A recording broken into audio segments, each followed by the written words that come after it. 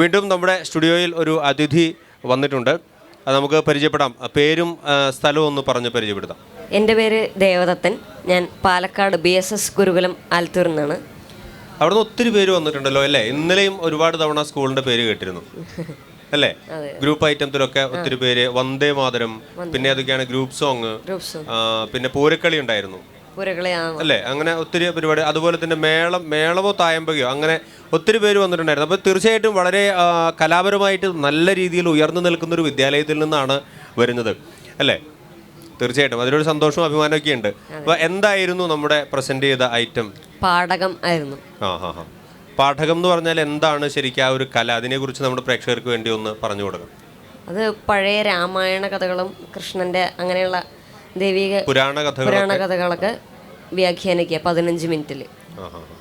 അപ്പം നമ്മുടെ ഈ ഒരു നമ്മൾ ഈ ഭാഗവത പ്രഭാഷണം അല്ലെങ്കിൽ രാമായണ പ്രഭാഷണം അതുപോലെ ഓഡിയൻസിന് മുന്നിൽ ക്ഷേത്രവുമായി ബന്ധപ്പെട്ട് ഇത് അങ്ങനെ ഒരു ഭാഗം എടുത്തിട്ട് അതിനെ വ്യാഖ്യാനിച്ചു കൊടുക്കും. അപ്പോൾ അതിനകത്ത് ഓൾറെഡി നിശ്ചിതമായിട്ട് എഴുതിയ വ്യാഖ്യാനം തന്നെയാണോ അതോ നമ്മുടെ ആശയങ്ങളനുസരിച്ച് നമ്മുടെ ചിന്തകൾക്കനുസരിച്ചൊക്കെ നമുക്ക് അതിനെക്കുറിച്ച് പറയാൻ പറ്റും അല്ലേ? വിവരിച്ച് പറയാൻ പറ്റും.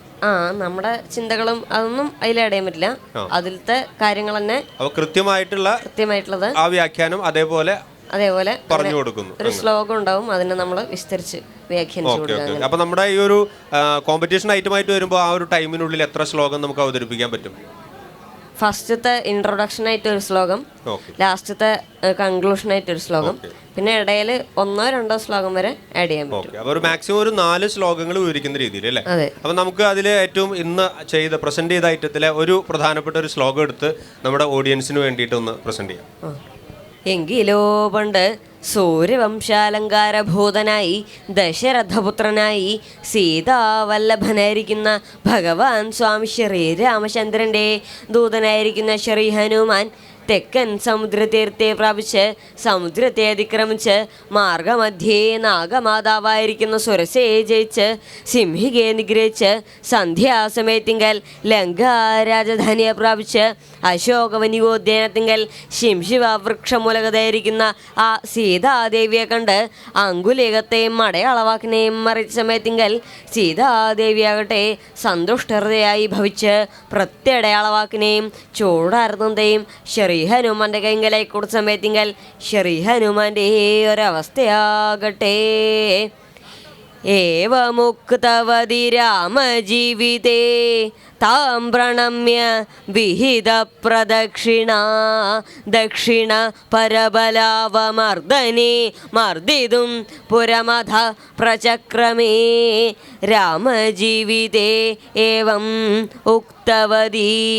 രാമപത്നി പ്രകാരം ഉക്തവതിന് ശേഷം ആ ശ്രീ ഹനുമാന്റെ ഒരവസ്ഥ ഉണ്ടായിരുന്നെന്നാണെങ്കിൽ തൻ്റെ ശാപമോക്ഷത്തിന് ശേഷം രാമകരത്തെ ചെയ്യുവാനെ കൊണ്ട് അവിടെ നിങ്ങോട്ട് പുറപ്പെട്ടു. സകല വാനരവീരന്മാരോടും പറഞ്ഞ് ലങ്കയെ ലക്ഷ്യമാക്കിക്കൊണ്ട് കൊടുത്തു ഒരു ചാട്ടം. ചാടിയ സമയത്തേക്ക് എന്നാ ഉണ്ടായത്? മാർഗവിരോധമായി വന്നിരിക്കുന്ന ആ മൈനാകം പർവ്വതത്തെ തൻ്റെ മാറുകൊണ്ട് തട്ടി നീക്കി ശ്രീ ഹനുമാൻ. അതിനുശേഷം നാഗമാതാവായിരിക്കുന്ന സുരസയെ വഞ്ചന കൊണ്ട് പരിതോഷിപ്പിച്ച് ശ്രീ ഹനുമാൻ അവിടെ നിങ്ങോട്ട് പുറപ്പെട്ടു. അതിനുശേഷം ശ്രീ ഹനുമാൻ ഛായ ആഗ്രഹിണിയായിരിക്കുന്ന സിംഹയെ നിഗ്രഹിച്ച് ലങ്കാരാജധാനിയെ പ്രാപിച്ചു. അങ്ങനെ അതെങ്ങനെ പോവും ആ കഥ ഇങ്ങനെ വിവരിച്ച് അല്ലേ? അപ്പോൾ അതിനകത്ത് ഈ ആസ്വാദകരെ അല്ലെങ്കിൽ പ്രേക്ഷകരെ രസിപ്പിക്കാനായിട്ടുള്ള എന്തെങ്കിലും എലമെന്റുകളൊക്കെ കയറുമോ? അതും കയറും. അങ്ങനെ ഹനുമാൻ ഒരു ചട്ടങ്ങട് കൊടുത്തു അങ്ങനെയൊക്കെ ഇതിനകത്ത് പറയോ? ഇല്ല, അത് ചാക്യാർ കൂത്തിലാണ്. ഇത് പാഠകം. ഏകദേശം സാമ്യമുണ്ട് അല്ലേ? ഓക്കെ. അപ്പൊ എന്തായാലും ഇത് ഇപ്പൊ മത്സരേന അല്ലാതെ മറ്റു വേദികളിലൊക്കെ അവതരിപ്പിക്കാറുണ്ടോ? ക്ഷേത്രത്തിലോ ചെയ്യുന്നുണ്ട് അല്ലേ? അപ്പൊ അതിനും നമുക്ക് അവസരമുണ്ട്.